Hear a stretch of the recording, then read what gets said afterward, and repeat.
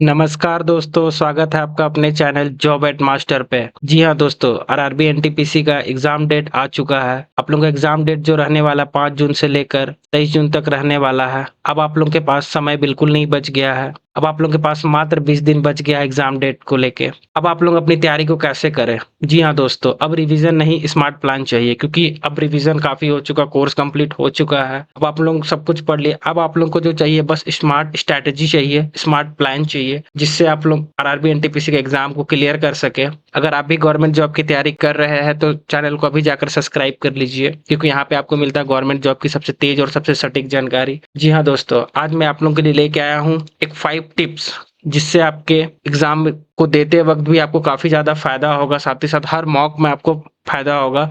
उसमें मैं आपको बताऊँगा कि कैसे आपको मॉक देना है, साथ ही साथ कैसे आपको एग्ज़ाम देना है। तो चलिए आज का वीडियो शुरू करते हैं। जॉब एट मास्टर पर प्रीवियस ईयर क्वेश्चन। जी हाँ दोस्तों, मैं आप लोगों के लिए जॉब एट मास्टर पे topic wise previous year question लेकर आऊँगा कल से। जी हाँ दोस्तों, कल से आप लोगों को जॉब एट मास्टर पे टॉपिक वाइज आएगी। जैसे कि आप लोगों का हिस्ट्री का जो भी प्रीवियस ईयर क्वेश्चन में पूछा गया सवाल है, उसको एक हिस्ट्री का अलग से लाया जाएगा, जिससे कि अगर आपका हिस्ट्री में कमज़ोर है, पॉलिटिक्स में कमज़ोर है, ज्योग्राफी में कमज़ोर है, वैसे ही आप लोगों को टॉपिक वाइज क्वेश्चंस लाए जाएँगे, जिससे आप लोग टॉपिक वाइज और आसान तरीके से कर सकते हैं। साथ ही साथ आप लोगों का करंट अफेयर का 2023 और 2024 वाला क्वेश्चन भी कराया जाएगा। ऐसे हमारे चैनल पे पहले भी topic wise current affair NTPC के लिए कराया जा चुके हैं और साथ ही साथ प्रीवियस ईयर और मिक्स क्वेश्चन एमसीक्यू कराए जा चुके हैं। आप लोग उसे भी जाके ज़रूर देखेंगे। साथ ही साथ विज्ञान के लिए एनटीपीसी और एएलपी में जो अभी हाल में ही पूछे गए सवाल, वो भी कराए जाएँगे। और सबसे इम्पोर्टेंट, जब आप लोगों का एग्ज़ाम स्टार्ट होगा तो जॉब एट मास्टर पर आप लोगों के क्वेश्चंस क्वेश्चंस का एनालिसिस कराया जाएगा कि आज क्या क्वेश्चन पूछा गया, कल क्या पूछा जा सकता है, उसके अकॉर्डिंग एनालिसिस कराया जाएगा। आप जाकर सबसे पहले इसका अपडेट टेलीग्राम ग्रुप पे हमारे मिलेगा। अभी जाकर आप हमारे टेलीग्राम ग्रुप को भी ज्वाइन कर लीजिए ताकि ये एनालिसिस आपसे मिस ना हो। अगर हम लोग स्ट्रैटेजी की बात करें कि अब आप लोगों को क्या स्ट्रैटेजी करना चाहिए, तो स्टेप 1 में आप लोगों का मैं रखा हूँ मॉक टेस्ट। जी हाँ दोस्तों, स्टेप 1 में mock test, full syllabus mock test आप लोगों को देना है। ठीक है, जो कि आप लोगों का 90 मिनट का मॉक टेस्ट होता है, पूरा एग्जाम माहौल बना करके देना है। जी हाँ, पूरा एग्जाम माहौल बना करके इसलिए बोल रहा हूँ कि ऐसे नहीं कि कभी भी दे रहे, किस टाइम पे भी दे रहे। मैं आप लोगों को एक समय भी लेकर आया हूँ कि 10 बजे से लेकर 2 बजे तक मॉक टेस्ट देना, क्योंकि इन्हीं टाइम पे आपका एग्जाम होता है, जिससे आपका माइंड सेट ऐसा बना रहे कि आप लोग बिल्कुल एग्जाम हॉल में बैठे। अब वैसे आप लोगों को मॉक टेस्ट को देना है, क्योंकि मॉक टेस्ट आप लोगों का सबसे ज्यादा बेनिफिट्स रहेगा।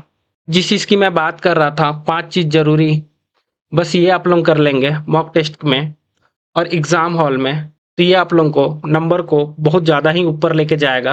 अगर हम लोग सबसे पहला चीज़ की बात करें तो आप लोग सारे गलत सवाल की लिस्ट बनाओ। जी हाँ दोस्तों, सारे गलत सवाल की लिस्ट बनाओ। यही तुम्हारी इम्पोर्टेंट की कुंजी है। समझ रहे हो कि अगर आप लोग गलत क्वेश्चंस को पहचानना सीख जाओगे ना, तो आप लोग आगे आने वाले मॉक में गलती कम करोगे, और जितना ज़्यादा गलती कम करोगे उतना ही नेगेटिव मार्क्स कम होगा और उतना ही सही क्वेश्चन होगा, जिससे आपके मार्क्स में इम्प्रूवमेंट होगा। अगर हम दूसरा पॉइंट की बात करें, हर गलत सवाल को दोबारा हल करो। जी हाँ दोस्तों, जैसे कि मैथ्स हो गया, रीजनिंग हो गया, जीएस हो गया, अगर आपका बार बार गलत हो रहा है तो उसको दोबारा तिबारा हल कीजिए। इससे आपको, और साथ ही साथ आप इसमें समझो कि गलत क्यों हुआ। जैसे कि काफ़ी बार होता है कि कॉन्सेप्ट नहीं क्लियर था तो गलत हो गया, या फिर काफ़ी बार जल्दबाजी में गलत हो गया। तो इस चीज़ को समझो ताकि नेक्स्ट टाइम आप लोग गलती ना करो। अगर आप लोग पॉइंट 3 की बात करें तो गेस किए हुए सभी सवालों को चेक करो। जैसे कि हम लोग बहुत सारा क्वेश्चन, 10-12 क्वेश्चन गेस कर देते हैं जो नहीं आ रहा होता, या फिर जो आप 2 ऑप्शन में फँसते हैं उसको टिक कर देते हैं। तो एग्ज़ाम में तो ऐसा बिल्कुल भी नहीं करना है। अगर आप लोग मॉक में ऐसा करते हैं तो आप लोग इसमें देखेंगे कि अगली बार से गलती ना हो। मतलब कि आप लोग जैसे कि फर्स्ट टाइम पे गेस किए, अगली बार से उसको याद कर ले। मैथ्स का क्वेश्चन है तो उसको 2-3 बार प्रैक्टिस कर ले, रीजनिंग का क्वेश्चन 2-3 बार प्रैक्टिस कर ले, और जीएस का क्वेश्चन है तो फुल एनालिसिस कर ले, अच्छे से उस टॉपिक को जाके वीडियोस देख ले या फिर नोट्स पढ़ ले, जिससे आपका गलती ना हो।